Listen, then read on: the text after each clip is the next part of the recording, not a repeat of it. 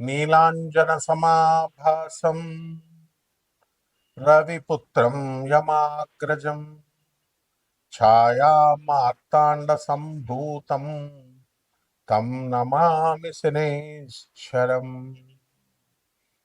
జగద్గురువైనటువంటి శనీశ్వర భగవంతుడికి నమస్కారాలు చేస్తూ, ఆయన పాదపద్మాలకి, ఆయన గురువైనటువంటి పరమేశ్వరుడికి పాద నమస్కారాలు చేస్తూ మనము ఈ శనీశ్వరుని యొక్క త్రయోదశి మనకు వస్తుంది.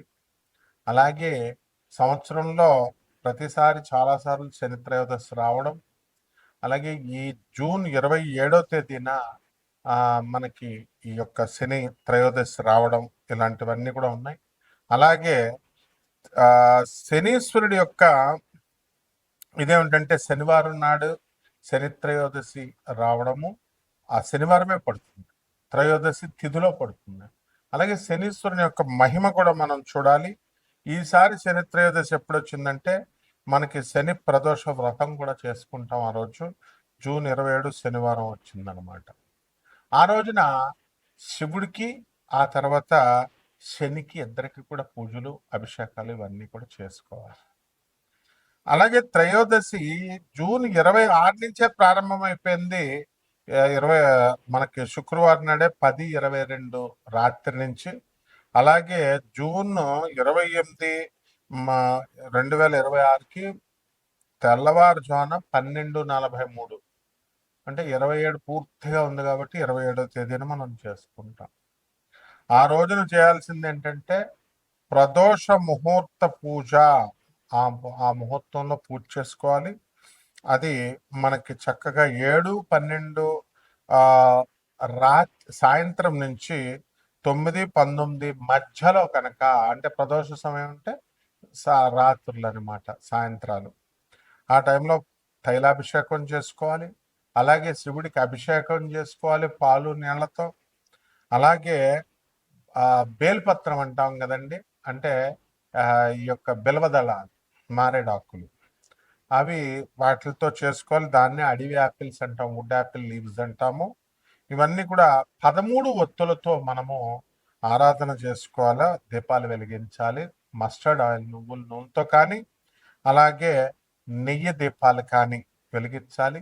అలాగే 13 ఒత్తులు వేయాలన్నమాట ఒక్కొక్క దాంట్లో కూడా.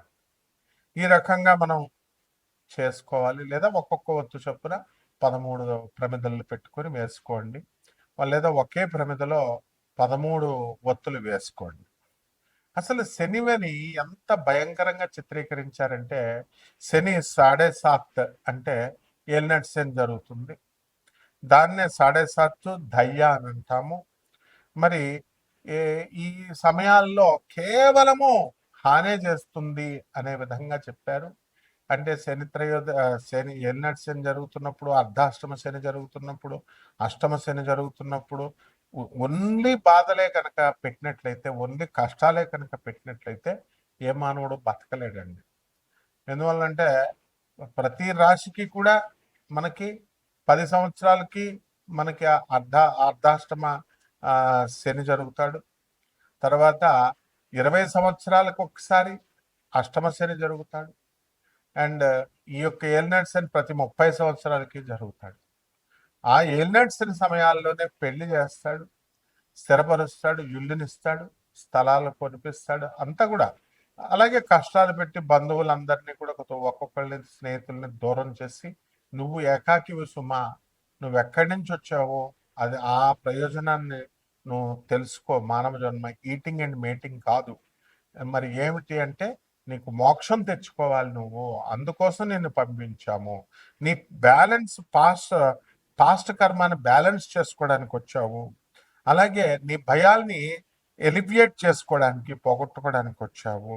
అండ్ నీ అబ్స్టకల్స్ అన్నిటిని కూడా ఓవర్కమ్ చేసుకోవాలి. నీ అడ్డంకులన్నీ కూడా తొలగించుకునేటటువంటి అపూర్వమైనటువంటి సమయం ఈ శనీశ్వరుడు మనకిస్తాడనమాట. అయితే అసలు శని గురించి ఎంత బ్యాడ్ చేస్తారండి?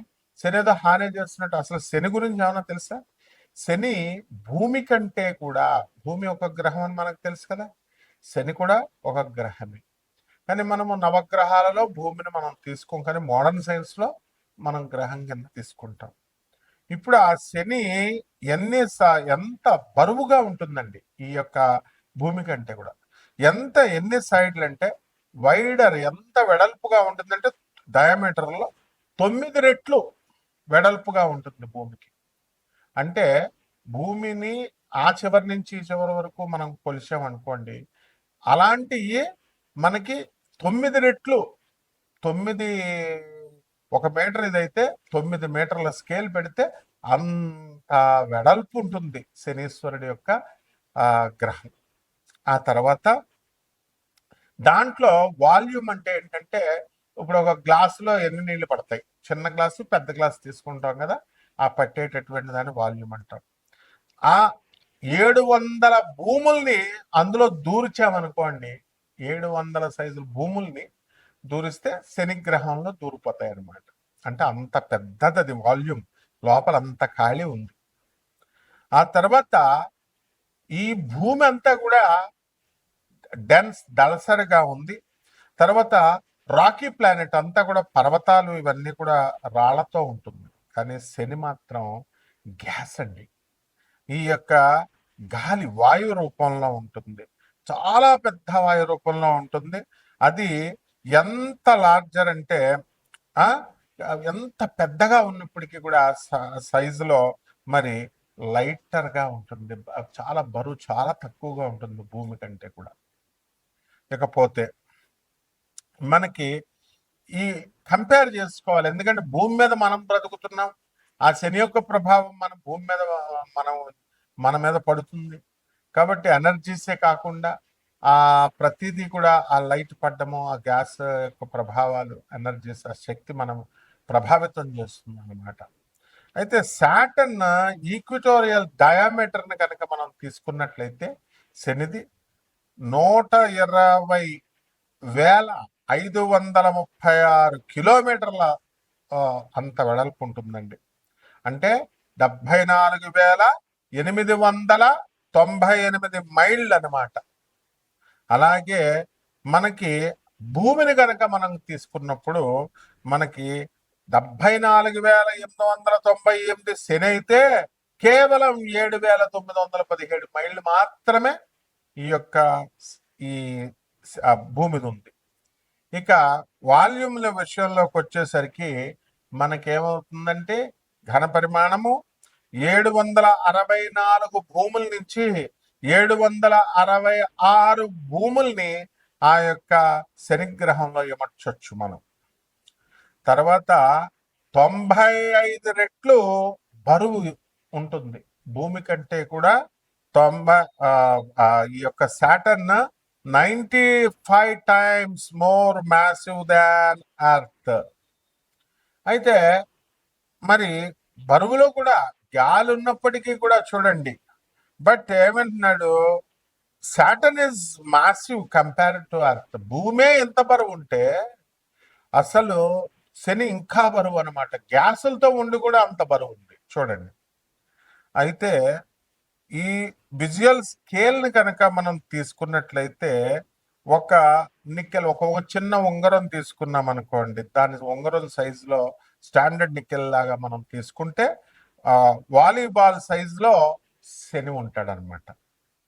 ఆ తర్వాత ఒక రింగ్ సిస్టమ్ అనేటటువంటిది వలయాల్లో ఆర్బిట్స్ లాగా మెయింటైన్ అవుతా ఉంటుంది శని. అక్కడి నుంచే మనకి శక్తి వస్తుంది. రింగ్ సిస్టమ్ నుంచే మనకి శని యొక్క ప్రభావాలు మన మీద పడతా ఉంటాయి అనమాట. మొదట రింగ్ క్లోజర్ గా ఉన్నప్పుడు భూమికి అవుటర్ రింగ్ ఎక్కువ, ఇన్నర్ రింగ్కి వెళ్ళే కొద్దీ ఇంకా ఎక్కువగా ఆ భూమి లాగుతూ ఉంటది శని యొక్క రింగ్. సో ఏ విధంగా అయితే ఎలక్ట్రాన్స్ అంతా కూడా ఈ యొక్క న్యూట్రాన్ ప్రోటాన్స్ మధ్యలో ఉంటే ఎలక్ట్రాన్స్ అలా తిరుగుతున్నప్పుడు బాగా చివరన ఉన్నటువంటి లాస్ట్ ఆర్బిట్ ఈజీగా తీసేయచ్చు. లోపల ఉన్నటువంటి ఆ యొక్క ఆర్బిట్ లో KLMNL షెల్స్ ఉంటాయి. ఆ దగ్గరగా ఉన్నటువంటిది ప్రోటాన్స్ కి న్యూట్రాన్స్ దగ్గర ఉన్నది పీకడానికి ఎక్కువ ఎనర్జీ అవసరం. ఇదే విధంగా సేమ్ రూల్ అప్లై అవుతుంది మనకి. అందువల్లనే శని యొక్క ప్రభావం అనేటటువంటిది చాలా అధికంగా మన మీద పనిచేస్తుంది. ఎప్పుడు అర్ధాష్టమం, అష్టమం, తర్వాత ఈ యొక్క ఏలినాటి శని జరుగుతున్నప్పుడు. ఇకపోతే మనకి ఈ ఈ వీటితో శని గ్యాస్ జెయింట్ అన్నాం కదా, ఏముంటుందండి డెన్సిటీ డిఫరెన్స్ ఏమిటి అని అంటే, ఈ యొక్క భూమి కంటే కూడా శని చాలా పెద్దగా ఉంటుంది, ఎక్కువగా హైడ్రోజన్ హీలియం గ్యాసులతో నిండి ఉంటుంది. అందువలన వెరీ లో డెన్సిటీ, సాంద్రత అనేటటువంటిది చాలా తక్కువగా ఉంటుందన్నమాట. సో వాటర్ కంటే కూడా లైటర్గా ఉంటుంది, నీళ్ళ కంటే కూడా చాలా పలచగా ఉంటుంది. ఇది అక్కడ ఉన్నటువంటి గ్యాస్ అన్నమాట.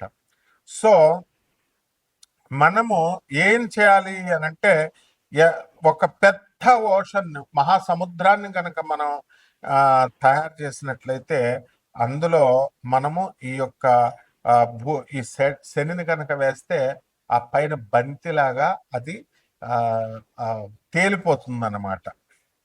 సో ఇక్కడ మనము సాలిడ్ సర్ఫేస్ అనేటటువంటిది చుట్టూ బయట అంచులాగా ఉండదన్నమాట. శనికి సాలిడ్ సర్ఫేస్ ఉండదు, and only composed of hydrogen హీలియమే ఉంటుంది. కాబట్టి గ్యాస్ నుంచి లిక్విడ్గా మారుతుంది. అదే అన్నమాట మన జాతకాలు మారడం అంటే, గ్యాస్ నుంచి లిక్విడ్ స్టేట్కి, లిక్విడ్ నుంచి సాలిడ్ స్టేట్కి, ఇవన్నీ కూడా మనం చదువుకున్నాం.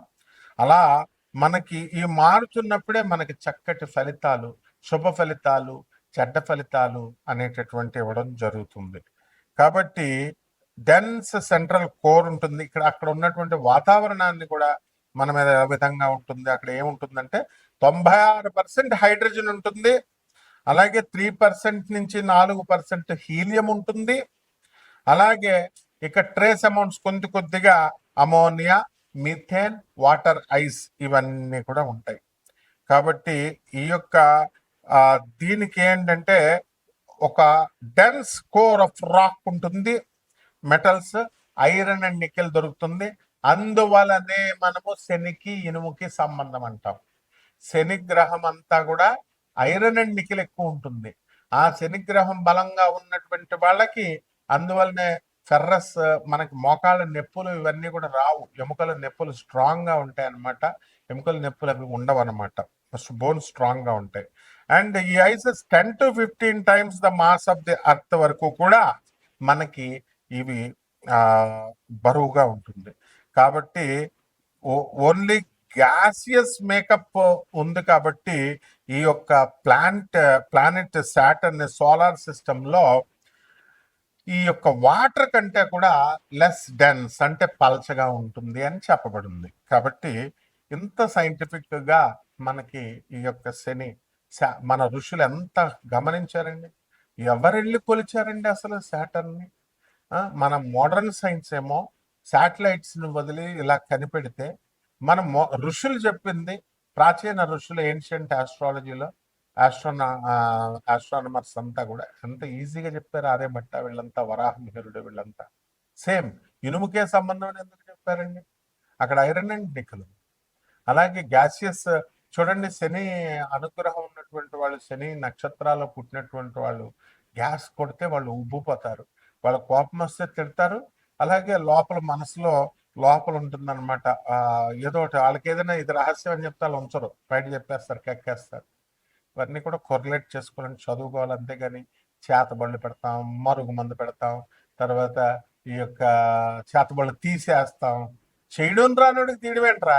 అసలు ఏదైనా సమస్య వస్తే దానికి సమస్యకు పరిష్కారం కనిపెడతారు. చేయడమే నాకు చూడండి విచిత్రం.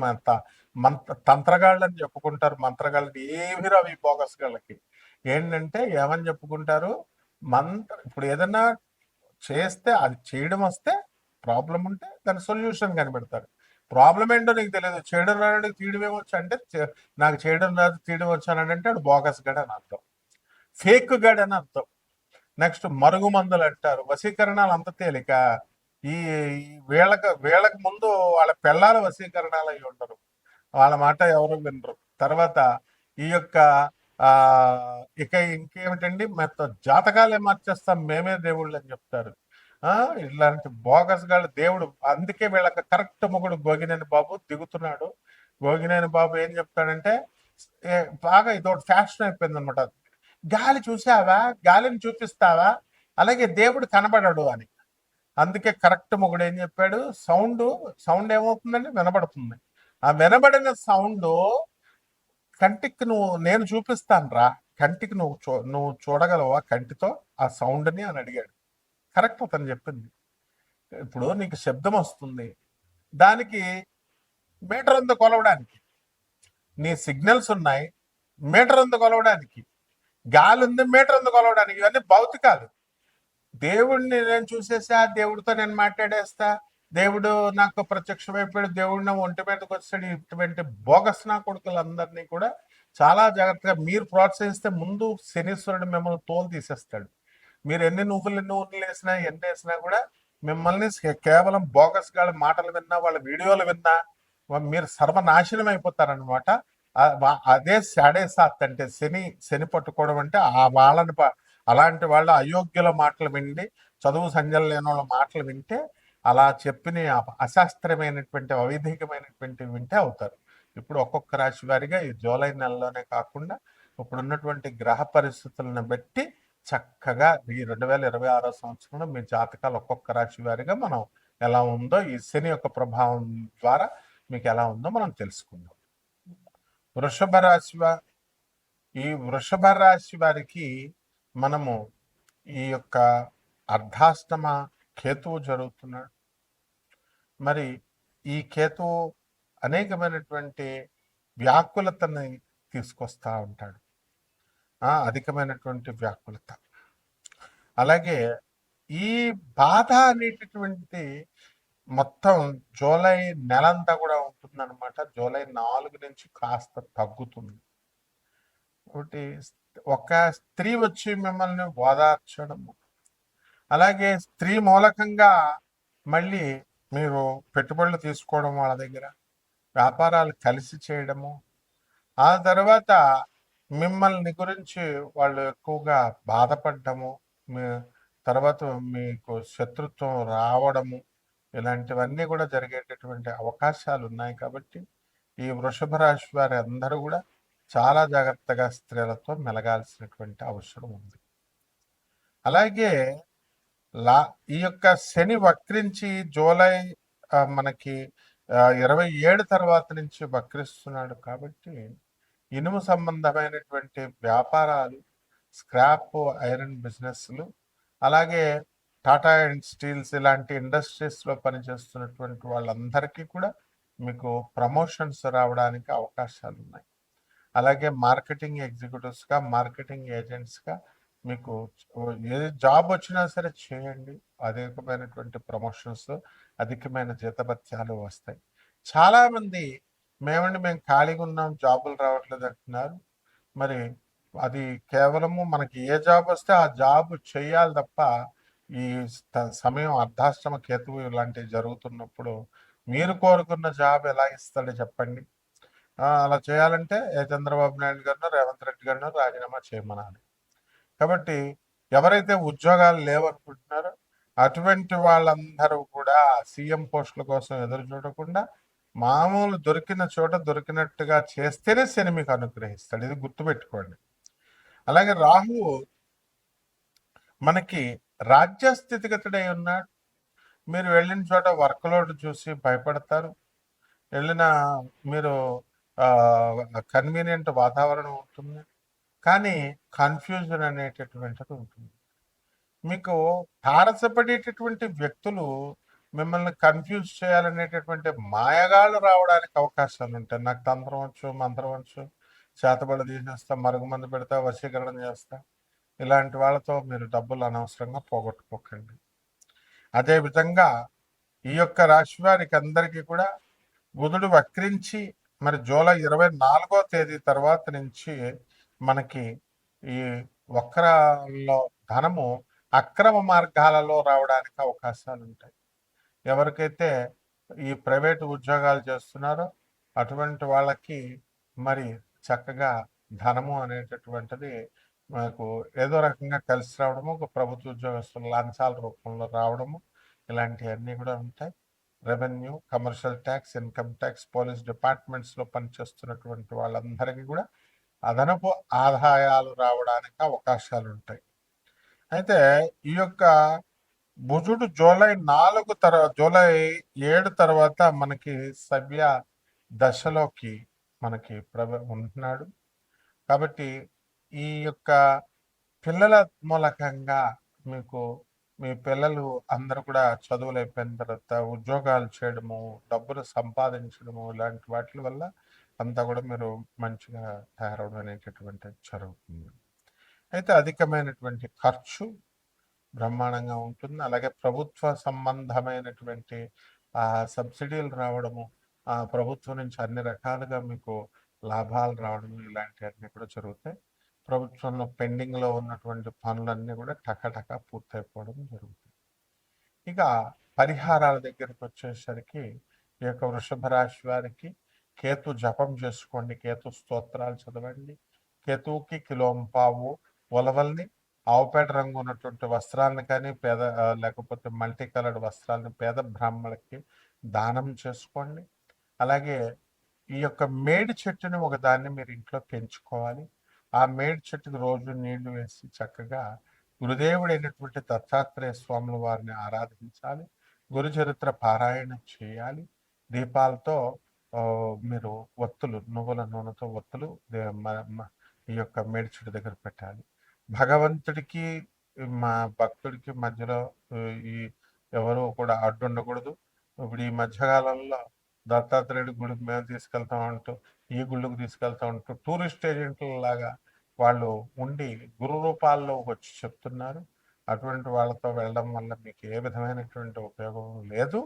కాబట్టి మీరు చేయాల్సిన పని ఏమిటంటే దేవుడికి మీరు నిజంగా ప్యూర్ భక్తితో చేయండి. తప్పకుండా దేవుడు మీకు తప్పకుండా దత్తాత్రేయుడు మిమ్మల్ని అనుగ్రహిస్తాడు. శుభం.